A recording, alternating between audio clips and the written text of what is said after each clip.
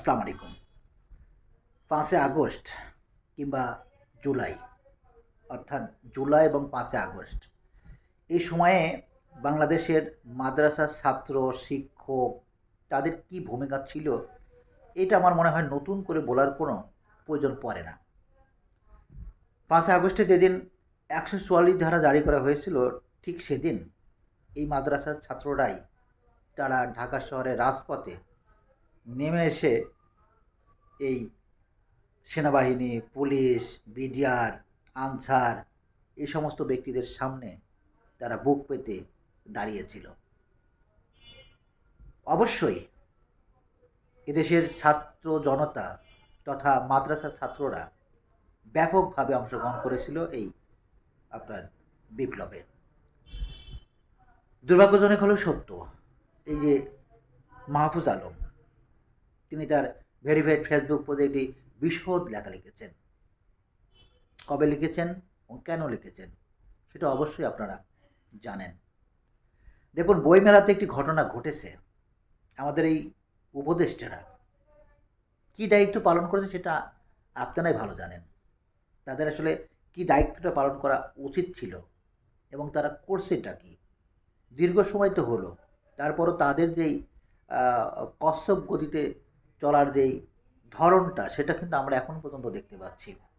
এখন পর্যন্ত তাদের যা করা দরকার তারা কিন্তু সেটা করছেন না, না করে বরঞ্চ যেটা করা দরকার না সেটার জন্য তারা হাম্বিজাম্বি করছে। দেখুন, বইমেলাতে তসলিমা নাসরিনের বই কেন বিক্রি হচ্ছে, কেন তার নামে তাদের আপনার পৃষ্ঠপোষকতার স্টল এই বইমেলাতে থাকছে, এটা কিন্তু আরও আগেই আমাদের এই উপদেষ্টা মণ্ডলীদের জানা উচিত ছিল। তাদের নানা যেই প্রশাসন রয়েছে, তার নানা যে গোয়েন্দা রয়েছে, এটা তাদের আগেই জানা উচিত ছিল। শুধু এদের না, আওয়ামী লীগের অনেকেই আছেন যাদের পৃষ্ঠপোষকতার এই আপনার স্টল এই বইমেলাতে রয়েছে। দেখুন, এই সমস্ত বিষয়ে কিন্তু দেখার দায়িত্ব, কথা বলার দায়িত্ব আমাদের এই উপদেষ্টা মণ্ডলীদের, কিন্তু তারা সেই জায়গাতে তারা কাজ করতে পারছেন না। ব্যাপক ব্যর্থতা তাদের রয়েছে। বইমেলাতে আপনারা দেখেছেন যে কী ঘটনা ঘটেছে, এটার সুনির্দিষ্ট ভিডিও ক্লিপ রয়েছে। সেখানে এক করে সুনির্দিষ্ট দেখা যাচ্ছে যে কে বা কারা কী ধরনের ঘটনাটি ঘটিয়েছিল।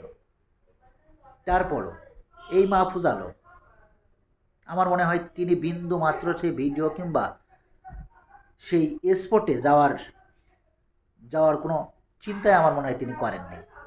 না করেই না করেই তিনি তার জায়গা থেকে তৈরি জনতা সম্পর্কে, এদেশের বিপ্লবে যে সমস্ত মাদ্রাসার শিক্ষক, ছাত্ররা, তৌহিদি জনতা তারা অংশগ্রহণ করেছিল, তাদের বিরুদ্ধে তিনি ব্যাপক বিশদ একটি লেখা লিখেছেন।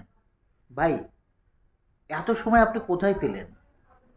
অথচ আপনি এইগুলো দেখার মতো সময় আপনি পাননি। আপনি এখন এই সময়টা আপনি কোথায় পেলেন? আমার কাছে বোধগম্য হয় না। দেখুন, আপনাকে অনেক বড় কিছু চিন্তা করার আমার মনে হয় প্রয়োজন নেই।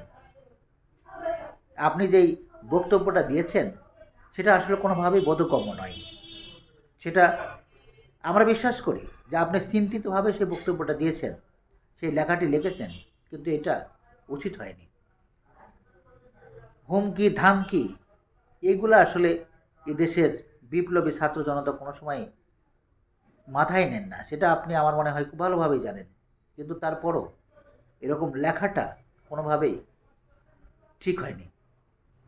যার কারণে সারা বাংলাদেশে এই বিপ্লবী ছাত্র জনতা, মাদ্রাসা ছাত্র, এই ধর্মপ্রাণ মুসলমানরা তারা এটার বিরুদ্ধে দারুণভাবে খেপেছেন। অবশ্যই খেপার কথা। যাই হোক, এই যে সন্ধ্যার সময় প্রায় 30 মিনিট আগে মাহফুজ আলমের আবার আরেকটি বিশদ লেখা দেখলাম। এখানে তিনি তার আগের লেখা থেকে অনেকটা সরে এসে তিনি সুন্দরভাবে গুছিয়ে লিখেছেন। ভাই, আপনি এটাই যদি বলবেন তাহলে আগের লেখাটা আপনার কেন বলার দরকার ছিল? আগে কেন আপনি ভাবে লিখলেন? এখন যদি আপনি এটা স্বীকার করেন, বলে থাকেন, তাহলে আগে যে কথাটি লিখেছিলেন সেটাও তো এমনই লেখা দরকার ছিল। ভাই, ক্ষমতায় এখন বসেছেন, আমরা আপনাদেরকে বসিয়েছি, তার মানে এটা নয় আপনি যা তা আপনার কাছে মন চাইলে আপনি বলে ফেলবেন।